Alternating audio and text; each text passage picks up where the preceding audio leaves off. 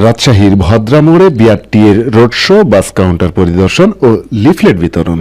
বিস্তারিত রাজন আহমেদের প্রতিবেদনে। ঈদ যাত্রায় যাত্রী সেবা নিশ্চিত, অতিরিক্ত ভাড়া আদায় রোধে বাংলাদেশ সড়ক পরিবহন কর্তৃপক্ষ বিআরটিএ রাজশাহীর উদ্যোগে ভদ্রা মোড় এলাকায় রোড শো, বাস কাউন্টার পরিদর্শন কার্যক্রম পরিচালিত হয়েছে। মঙ্গলবার 18 মার্চ দুপুর 12টায় বিআরটিএ রাজশাহী সার্কেলের মোটরযান পরিদর্শক মোহাম্মদ আবুল কালাম আজাদ ওই কার্যক্রম পরিচালনা করেন। তিনি ভদ্রা মোড় ও রেলগেট এলাকায় বিভিন্ন বাস কাউন্টার পরিদর্শন করেন এবং যাত্রীদের সঙ্গে কথাও বলেন। পরিদর্শনকালে তিনি যাচাই করেন ঈদ উপলক্ষে কোনো বাস কাউন্টার অতিরিক্ত ভাড়া আদায় করছে কিনা। এ সময় সাধারণ যাত্রীদের সঙ্গে কথা বলে তাদের অভিযোগ শোনেন এবং বাস কর্তৃপক্ষকে সরকার নির্ধারিত ভাড়া অনুসরণ করার নির্দেশ দেন। একই সঙ্গে ভদ্রা মোড় এলাকায় বিআরটিএর পক্ষ থেকে রোড শো পরিচালনা করা হয়। এতে যাত্রী ও চালকদের মাঝে লিফলেট বিতরণ করা হয়, যেখানে traffic sign, signal, road marking এবং নিরাপদ সড়ক চলাচলের নিয়মাবলী উল্লেখ ছিল। রাজশাহীতে বিআরটিএর এই উদ্যোগকে সাধুবাদ জানিয়েছেন সাধারণ বাস যাত্রীরা। তাদের দাবি, প্রশাসনের এমন তৎপরতা থাকলে যাত্রী হয়রানি কমবে এবং নিরাপদ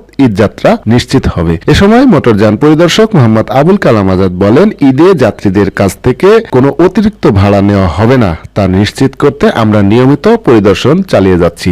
যাত্রী সেবা নিশ্চিত করা এবং সড়ক নিরাপত্তা বিষয়ে জনসচেতনতা বাড়ানো আমাদের মূল ঈদ উপলক্ষে যাত্রীদের ঈদ সুন্দরভাবে হোক এবং পরিবহন ব্যবস্থার টিকিটের ঊর্ধ্বগতি না হয়, সেই জন্য বিআরটির পক্ষ থেকে আমরা আজ এই পরিবহন কাউন্টারগুলো এবং পথচারী যাত্রী সাধারণকে সড়ক দুর্ঘটনা সংক্রান্ত সচেতন করার উদ্দেশ্যেই আমাদের এই প্রয়াস। আশা করি এটা হয়তো আগামী দিনে যাত্রীদের ঈদ পরবর্তীতে সুন্দর হবে, এই প্রত্যাশা রাখি। আপনার যেতে দেওয়ার নির্দেশ ভাড়া অতিরিক্ত আপনার নেবেন না। আমাদের প্রতিবার দেখা যায় যে ঈদ উপলক্ষে অভিযোগটা আসে। আমি চাই যে আমাদের রাজশাহী যেন এটা না হয়।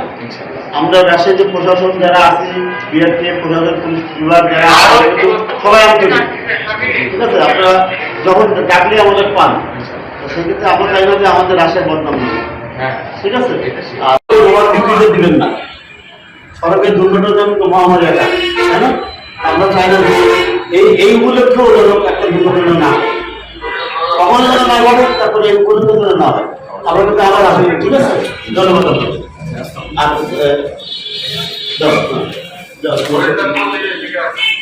হচ্ছে যে গাড়িতে নির্ধারিত ওই যে ভাড়া স্থান আছে, বিশ্বমান জায়গায় আসলে এটা লাগা লাগবে, যাতে যাত্রীরা কষ্টটা করে ঘরে না হয়, অতিরিক্ত ভাড়া না জানতে হবে।